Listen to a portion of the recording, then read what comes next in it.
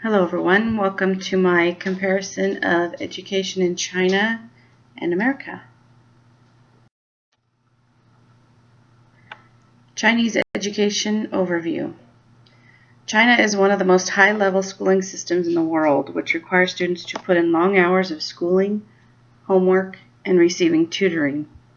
There are some similarities to the education system in the United States, however, there are many more differences. Education in China is considered a top priority, and their test scores are evidence of that. Chinese education. Children usually arrive at school at 7:30 a.m. and end school around 5:30 p.m. The time a student leaves from school depends on how advanced a student is in school or whether or not he or she has finished the classwork. Children begin pre-K at the age of 2, where they are learning English and are able to sing the alphabet at the age of 3. Most students go home to continue schoolwork until 8 or 9 o'clock at night, as well as through the weekend.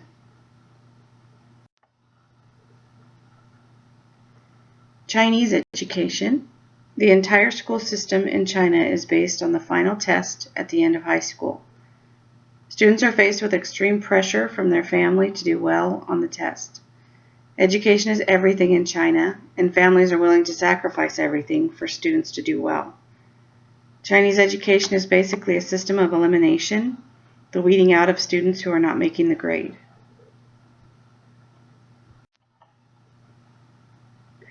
Comparison of education systems. In China, they have approximately 230 school days. They have 9 to 10 hour days. Pre-K starts at 2 years old. At graduation, students will be 6 years ahead of U.S. students. There's great discipline and respect in Chinese schools. In the United States, they have about 185 school days, 6 to 7 hour days. Pre-K is not required, and it starts at the age of 4. There's a lack of discipline and respect in United States schools. High school and college requirements and acceptance. In China, high schools are private. There are testing requirements to be accepted into high school. There's intense competition. Low test scores means denied further education. College exams must be passed to be accepted. Students are barred from college if test scores are too low. In the United States, high schools are free to the public and available to everyone. College entrance is much more lenient. No one gets left behind. If a student is not able to get into a top university, there are more pathways to college, such as junior college, waiting to go to college, or four-year universities.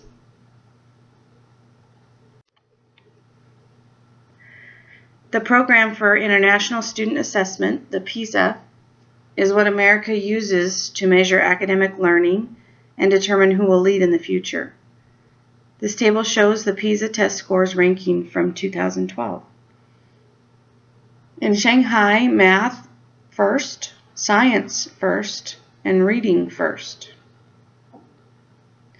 Hong Kong was third in math, second in science, and second in reading. The United States was 36th in math, 28th in science, and 23rd in reading.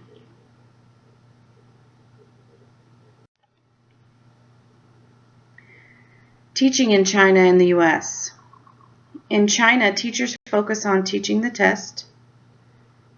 Teachers are evaluated by students and parents as well as administrators.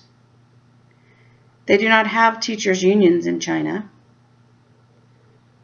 Teaching profession is highly competitive. There's an analysis of the worst performers, and ethics is highly important. In the United States, teachers are beginning to focus on teaching to the test.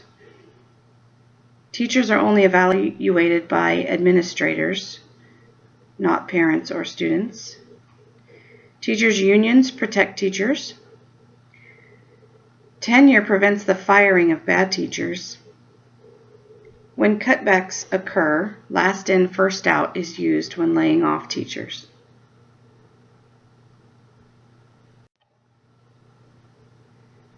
I hope you've enjoyed my comparison of education in China and the United States.